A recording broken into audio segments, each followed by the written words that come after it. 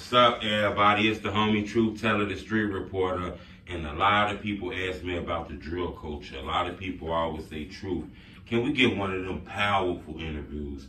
Today, I think I was lucky enough to get that opportunity. Big Deal gave me an opportunity to speak with him. Now, for the people who don't know what's going on, you'll let them know exactly what your name is and where you're from, bro. My name Big Deal, man. I am 63rd. I'm 63rd for real. I come 63rd over East. Most definitely.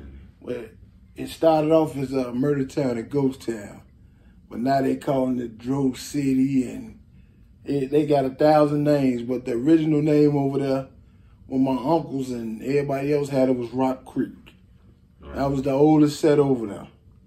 You know, as far as like over East, I noticed it's a lot of different crews and names and things like that from out there. Yeah, it's like that because, like mainly if you do your homework behind those different names and them different sets, it's always was some young guy that was actually likable, right, or he was either a little school guy or somebody loved him and he maybe got killed the wrong way or hurt the wrong way. So that mainly how those names come about. Right. You know, I kind of want to jump right into this because I think you got a good perspective on things. Now, a lot of people don't know now. A lot do know you actually the father of FatShawty. Oh, yeah, no question. And I think that's important because, in my opinion, I'm a drill historian. I've been documenting the culture for a while. And I think FatShawty is like one of maybe 7 or 8 guys in the drill culture that became famous and don't rap. Yeah. My son was before his time, man. You know what I mean? Like he was different because of his upbringing. You understand what I'm saying? He was taught to stay neutral. Right. You know, and stay out of it. So it's like his shortcoming is so devastating to so many people, man, because he wasn't what people expected. You understand what I'm saying? As far as with the drill culture. So he wasn't a rapper, though? Not at all. Right. He just knew all the rappers. Yeah, they grew up together. Right. You know?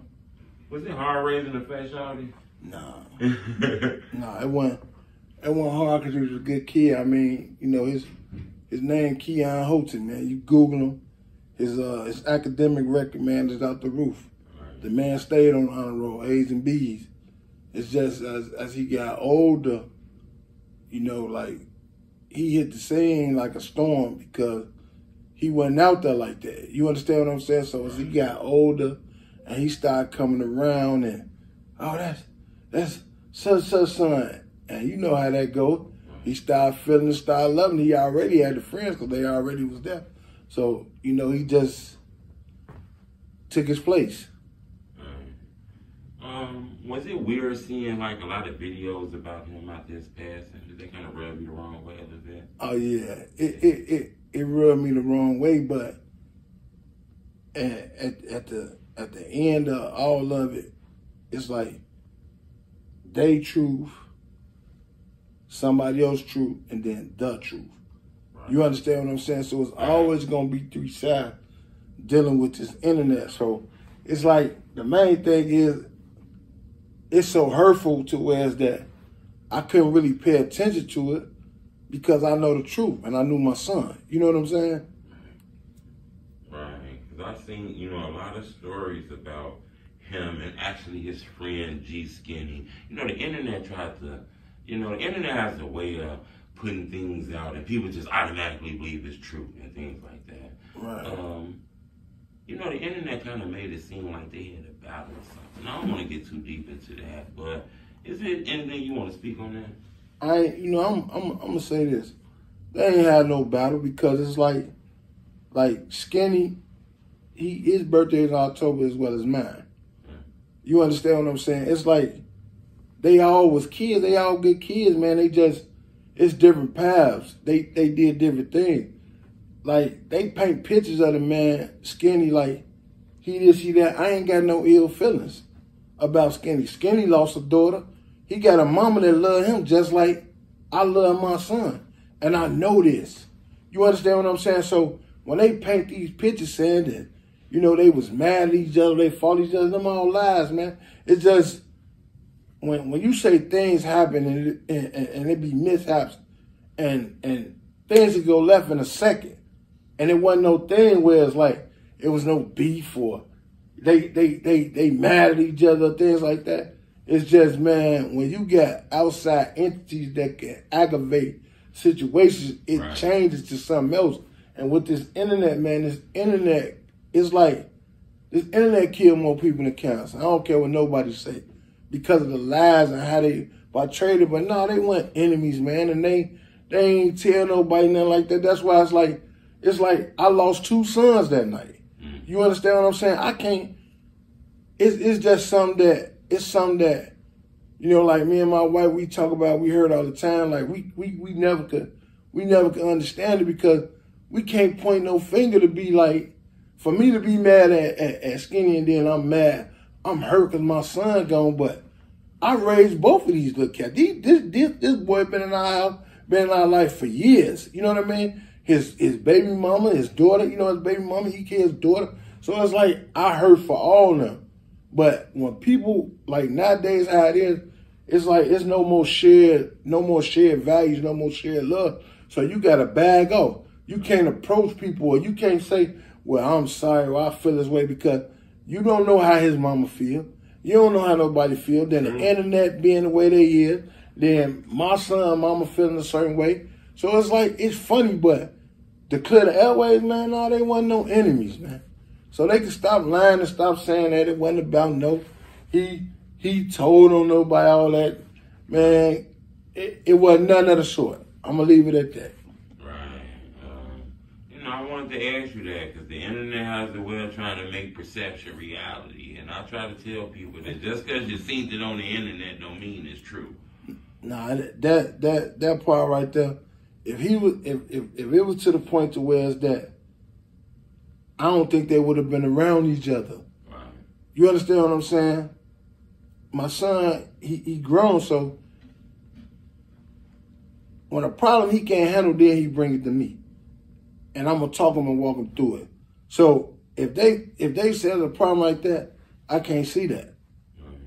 You know, I'm going to just leave it at that. I'm not going to touch it like that. But in the situation, nobody won in that situation. That's true. You know what, while we on this, I want to ask you another question. And I think this kind of, you know, I think this is a deep question now. It's kind of like a line straddler. But I am going to ask you this question because I got you in front of this camera. I want to be honest with the fans. But I'm going to ask you this, and I'm going to ask you this without being policey. But I am going to ask you this. Where do all the distance stuff come from? Where do all that come from? I know it always been rap battles, but the Chicago rap battles feel and seem a little different. I'm going to tell you what, man. I'm going to give it to you real, all the way real. What people don't understand is like with the Chicago battle on the lick, you got to understand this, man. One thing about Chicago, this is a gangster town. Right.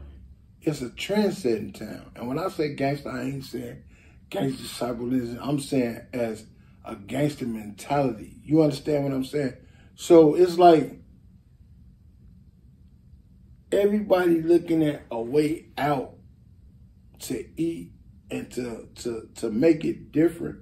So they looking for this 5 minutes of fame. And the dissing seems to be feasible. You understand what I'm saying? It's like if you got talent, don't sell no more. It's the blood sport. You got to be talking about F this dude, or you got to be talking about I'm going to kill this dude, or I'm going to do this, because if you look at the music, it all sounds the same, bro. You know? Talent don't sell no more. No, it don't sell no more. It don't. I mean, if you really look at it, it's like 20 years from now, who gonna be the next Marvin Gaye? Who gonna be the next Teddy Pendergrass? You understand what I'm saying? Who gonna be the next Sammy Davis Jr.? Who gonna carry that torch? It's actually over with. If you look at the drill culture, if you ask me per se about the drill culture killed our culture. If you ask me. Nobody never really said that, and I get it though. You know, I mean, because my thing is this. If drill been around since when? 2000 what? About 7, 8? Okay. Oh, really? I didn't know that. I'll just say 13. Okay. Right. Tell me what good came from it. Who's still living? From the start to the finish.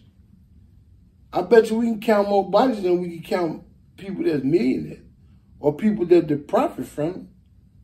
Only people that profit from it is the people that really invested in it, that really didn't want to do nothing. But the gentrification is in full throttle.